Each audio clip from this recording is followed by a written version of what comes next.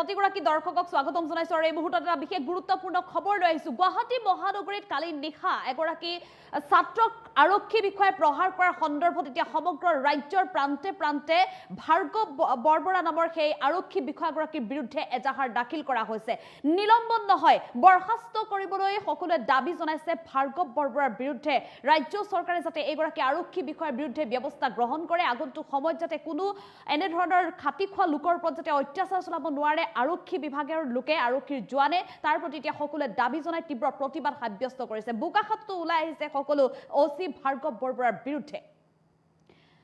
এটা বিশেষ গুৰুত্বপূৰ্ণ খবৰ ৰাজ্যজুৰি ওসি ভাৰ্গৱ বৰবৰাৰ বিৰুদ্ধে ক্ষোভৰ দাবানল এতিয়া প্ৰতিগৰাকী লোকে ক্ষোভ প্ৰকাশ কৰিছে এগৰাকী ওসি ভাৰ্গৱ বৰবৰাৰ বিৰুদ্ধে ঠায়ে ঠায়ে এতিয়া দাখিল হৈছে এজাহাৰ ৰাজ্যৰ কেইবাটাও প্ৰান্তত ইতিমধ্যে এজাহাৰ দাখিল কৰিছে ওসি ভাৰ্গৱ বৰবৰাৰ বিৰুদ্ধে আৰক্ষী বিভাগত থাকি এনে ধৰণৰ কাম আচলতে কোনো কাৰণে গ্ৰহণযোগ্য নহয় ভাৰ্গৱ বৰবৰাক নিলম্বন নহয় বৰখাস্ত কৰাৰ দাবীৰে ওলাই আহিছে ৰাইজ ভাৰ্গৱ বৰবৰাই আৰক্ষীৰ পোছাক পিন্ধাৰ যোগ্যই নহয় বুলি কৈছে জনহিত জনসেৱাৰ্থে পোছাক পিন্ধা খাকি পোছাক পিন্ধা আৰক্ষীৰ কাম কৰা নাই আসলতে ওসি ভাৰ্গৱ বৰবৰাই যাৰ বাবে প্ৰতিবাদ সাব্যস্ত কৰিছে ৰাইজে দৰিদ্ৰ খাতিখৰ ওপৰত আৰক্ষীৰ বৰ্বৰতা সহ্য কৰা নহয় বুলি দাবী বোকাখাত থানাত এজাহাৰ দাখিল বৃহত্তৰ কাজিৰঙা ভূমি আৰু মানৱ অধিকাৰ সমিতিৰ আৰু শীঘ্ৰেই ভাৰ্গৱ বৰবৰাক গ্ৰেপ্তাৰ কৰক বুলি দাবী জনাইছে এতিয়া সকলোৱে ৰাজ্যৰ প্ৰান্তে প্ৰান্তে আজি গুৱাহাটী মহানগৰত যেহেতু কটনৰ প্ৰতিগৰাকী ছাত্ৰ ওলাই আহিছিলে বোকাখাত থানাৰ সন্মুখতো আৰক্ষীৰ বৰ্বৰতাৰ বিৰুদ্ধে সাব্যস্ত কৰিছে এতিয়া প্ৰতিবাদ আৰক্ষী ভাৰ্গৱ বৰবৰাই যাতে কঠোৰ শাস্তি পায় তাৰ বাবে দাবী জনাইছে কালি মহানগৰীত মেধাৱী ছাত্ৰ জ্ঞানদীপ হাজৰিকাৰ ওপৰত কৰিছিল ভয়ংকৰ ঘটনা এটা অনাকাংক্ষিত ঘটনা সংঘটিত হৈছিল গুৱাহাটী মহানগৰীত ইতিমধ্যে সামাজিক মাধ্যম আৰু সংবাদ মাধ্যমত এই বিষয়টোক লৈ চৰ্চিত হৈ আছে কালিৰ দিনটোৰ পৰাই সকলোৱে সমালোচনা কৰিছে সকলোৱে গৰিহণা দিছে আৰক্ষী বিষয়াৰ গৰাকীৰ এই কাণ্ডক আৰক্ষী বিষয়া হিচাপে আচলতে জনহিত জনসেৱাৰ্থে কি ধৰণে কাম কৰিব লাগে এগৰাকী আৰক্ষী বিষয়াই ইতিমধ্যে ৰাজ্যৰ মুখ্যমন্ত্ৰী ডক্টৰ হিমন্ত বিশ্ব শৰ্মাই বাৰে বাৰে আহ্বান জনাইছিল আৰু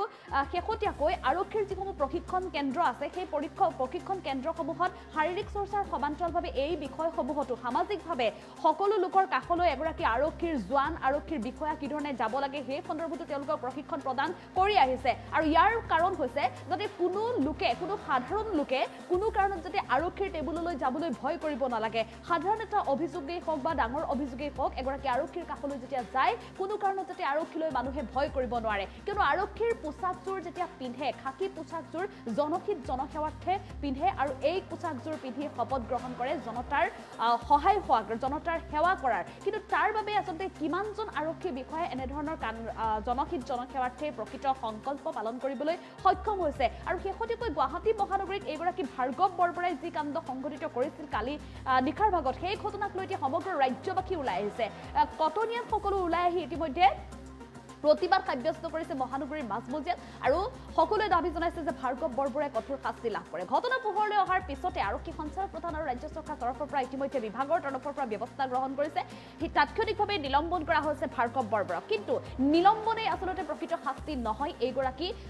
জনহিত জনসেৱাৰ্থে পোছাক পিন্ধি আৰক্ষীৰ পোছাকযোৰক কলংকিত কৰা এইগৰাকী আৰক্ষী বিষয়া কিয়নো এগৰাকী ব্যক্তিয়ে জনসাধাৰণে যেতিয়া ভুল কৰে তেনেহ'লে সেইগৰাকী জনসাধাৰণৰ বা ব্যক্তিৰ বিৰুদ্ধে যিটো ব্যৱস্থা গ্ৰহণ কৰিবলৈ আইন আছে সকলো নীতি নিয়ম আছে আইনৰ যোগেদি তেওঁলোক শাস্তি দিয়াটো বিচাৰে আৰু সেইগৰাকী জ্ঞানদীপ হাজৰিকাক কিন্তু আইনৰ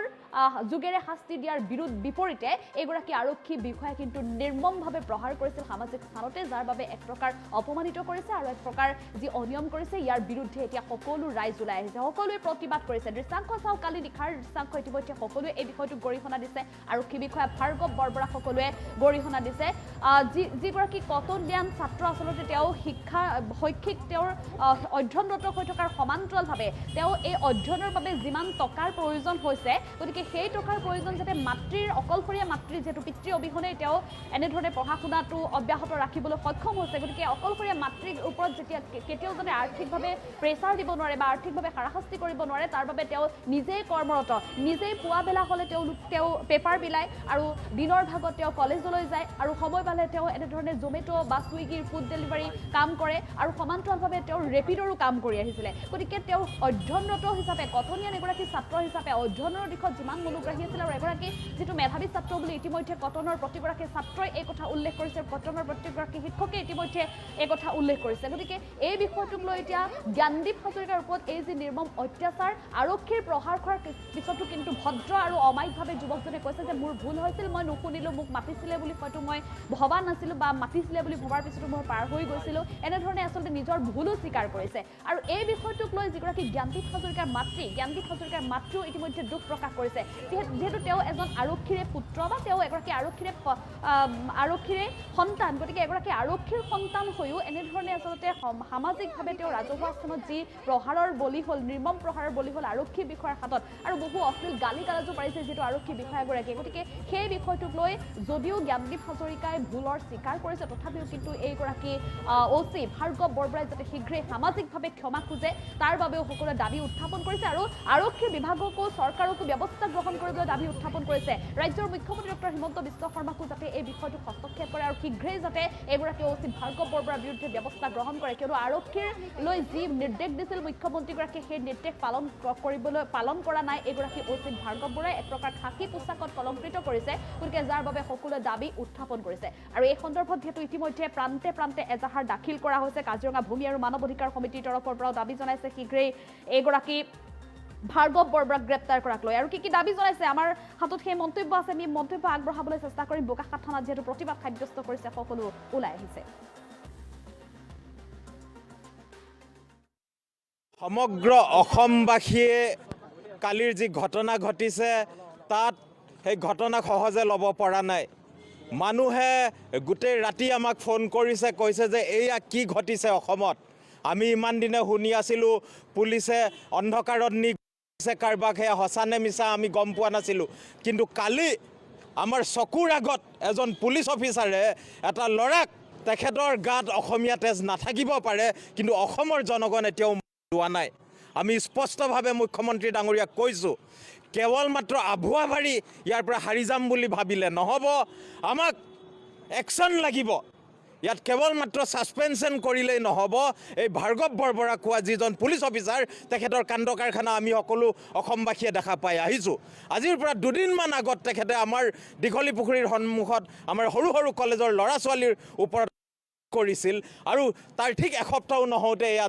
চক এটা সাধাৰণ খাটি খোৱা জ্ঞানদীপ হাজৰিকা কটন কলেজৰ এটা ষ্টুডেণ্ট হয় আমাৰ অসমৰ ভৱিষ্যত হয় নিজৰ পেটৰ তাৰণাত ডেলিভাৰী বয় হিচাপে কাম কৰি পঢ়ি আছিল সেই ল'ৰাটোৰ ওপৰত তেনে অত্যাচাৰ কৰিছে আৰু আমি স্পষ্টভাৱে সকলোৱে কৈছোঁ অসমবাসীয়ে গম পাইছোঁ যে এই পুলিচ অফিচাৰজন কোনো কাৰণে ফিট নহয় এজন পুলিচ হ'বৰ কাৰণে হ'লে এনেধৰণে পাব্লিকক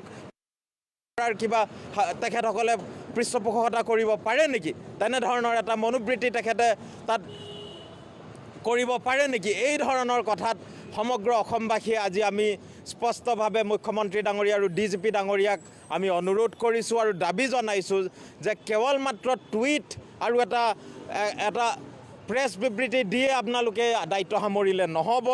আমি দেখা পাব লাগিব যে কোনো কাৰণতে ভাৰ্গৱ বৰবৰাই পুলিচৰ এই ড্ৰেছযোৰ যাতে ভৱিষ্যতে পিন্ধিবলৈ নাপায় কাৰণ অসম পুলিচ যদি অসমৰ জনগণৰ খাতিৰত আছে তেনে এনেধৰণৰ ব্যক্তি আমাক নালাগে সেয়া আমি দাবী কৰিছোঁ আৰু তেখেতৰ এৰেষ্ট অতি শীঘ্ৰেই যদি নহয় সমগ্ৰ অসমতে আমি ইয়াৰ বিৰুদ্ধে আন্দোলন কৰিবলৈ বাধ্য হ'ম আৰু আজি আমি বোকাখাত থানাত ভাৰ্গৱ বৰবৰাৰ বিৰুদ্ধে এজাহাৰ দাখিল কৰিছোঁ সমগ্ৰ অসমবাসীয়ে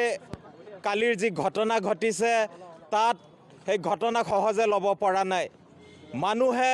গোটেই ৰাতি আমাক ফোন কৰিছে কৈছে যে এয়া কি ঘটিছে অসমত আমি ইমান দিনে শুনি আছিলোঁ পুলিচে অন্ধকাৰত নি কাৰোবাক সেয়া সঁচানে মিছা আমি গম পোৱা নাছিলোঁ কিন্তু কালি আমাৰ চকুৰ আগত এজন পুলিচ অফিচাৰে এটা ল'ৰাক তেখেতৰ গাত অসমীয়া তেজ নাথাকিব পাৰে কিন্তু অসমৰ জনগণে এতিয়াও লোৱা নাই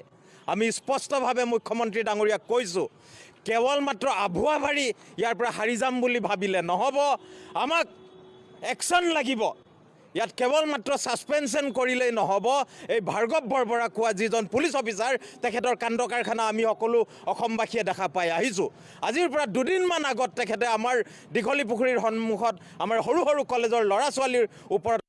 কৰিছিল আৰু তাৰ ঠিক এসপ্তাহো নহওঁতে এয়া ধৰ চক এটা সাধাৰণ খাটি খোৱা জ্ঞানদীপ হাজৰিকা কটন কলেজৰ এটা ষ্টুডেণ্ট হয়, আমাৰ অসমৰ ভৱিষ্যত হয়, নিজৰ পেটৰ তাৰণাত ডেলিভাৰী বয় হিচাপে কাম কৰি পঢ়ি আছিল সেই ল'ৰাটোৰ ওপৰত তেনে অত্যাচাৰ কৰিছে। আৰু আমি স্পষ্টভাৱে সকলোৱে কৈছোঁ, অসমবাসীয়ে গম পাইছোঁ যে এই পুলিচ অফিচাৰজন কোনো কাৰণে ফিট নহয় এজন পুলিচ হ'বৰ কাৰণে। এজন পুলিচ হ'বৰ কাৰণে হ'লে এনেধৰণে পাব্লিকক কিবা তেখেতসকলে পৃষ্ঠপোষকতা কৰিব পাৰে নেকি? তেনেধৰণৰ এটা মনোবৃত্তি তেখেতে তাত কৰিব পাৰে নেকি? এই ধৰণৰ কথাত সমগ্ৰ অসমবাসীয়ে আজি আমি স্পষ্টভাৱে মুখ্যমন্ত্ৰী ডাঙৰীয়া আৰু DGP ডাঙৰীয়াক আমি অনুৰোধ কৰিছোঁ আৰু দাবী জনাইছোঁ যে কেৱল মাত্ৰ টুইট আৰু এটা প্ৰেছ বিবৃতি দিয়ে আপোনালোকে দায়িত্ব সামৰিলে নহ'ব। আমি দেখা পাব লাগিব যে কোনো কাৰণতে ভাৰ্গৱ বৰবৰাই পুলিচৰ এই ড্ৰেছযোৰ যাতে ভৱিষ্যতে পিন্ধিবলৈ নাপায়, কাৰণ অসম পুলিচ যদি অসমৰ জনগণৰ খাতিৰত আছে তেনে এনেধৰণৰ ব্যক্তি আমাক নালাগে, সেয়া আমি দাবী কৰিছোঁ। আৰু তেখেতৰ এৰেষ্ট অতি শীঘ্ৰেই যদি নহয় সমগ্ৰ অসমতে আমি ইয়াৰ বিৰুদ্ধে আন্দোলন কৰিবলৈ বাধ্য হ'ম। আৰু আজি আমি বোকাখাট থানাত ভাৰ্গৱ বৰবৰাৰ বিৰুদ্ধে এজাহাৰ